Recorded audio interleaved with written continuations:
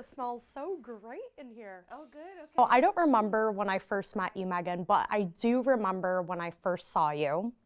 And I think I was a senior in high school at Okemos High School. And because Okemos High School was in the East Lansing area, I always went to Michigan State to kind of, check out what was going on. And I had some friends that said, hey, Brenda, check out the Asian Pacific American Student Organization. We have this general body meeting where people come gather. It's very social. There's often food, drinks. And I said, you had me at food, but I'll show up. And I remember it was like in this room, actually, that I saw you.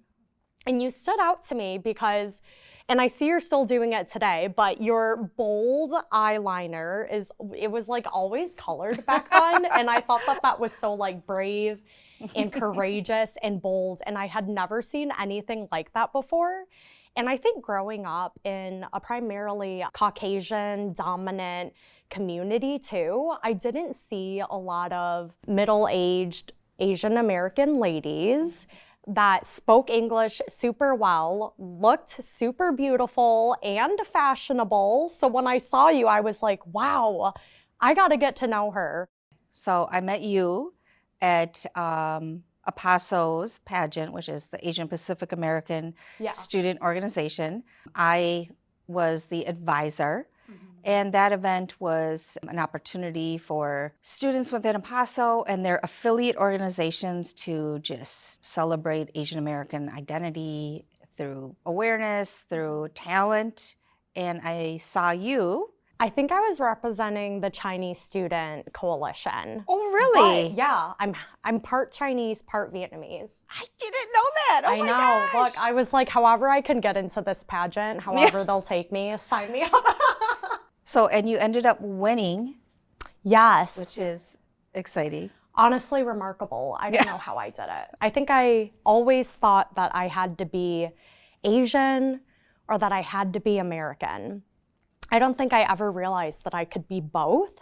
And for the first time in my life, when I went to Michigan State University and saw you and people from this Asian Pacific American community, I thought, oh my gosh, like I'm not alone and we can be cool. We can be kings and queens in this pageant and rock on. Like I want to be a part of that. So what drew you to APASO and what made you, more importantly, stay with APASO? Because you were an e-board member for several years. I think freshman year, I was an affiliate. So just like a member attending Asian Pacific American Student Organization events. And I thought, wow, this is really cool. Like I want to build a home here. And a lot of the people that I've met, like I want to be in touch with them. I want to be around them. This is great.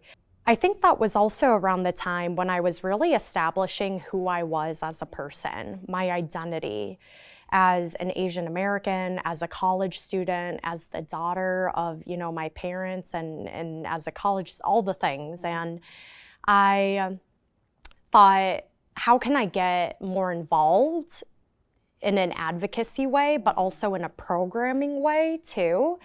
Because if I don't serve on the board, how are we gonna make change? How am I gonna make change? So I started as secretary my sophomore year, and that was really fun. And I thought, wow, this is truly a way to make change. But I remember what was so unique about you. You were doing things to advocate for women. Yes. And what made you lead to do programming around sexual assault awareness? Yeah. I think that is something that I won't forget. And then you were also part of the Women's Advisory Board. Yeah. Yes. It was the first year that MSU was requiring incoming freshmen to take the sexual assault relationship violence prevention class.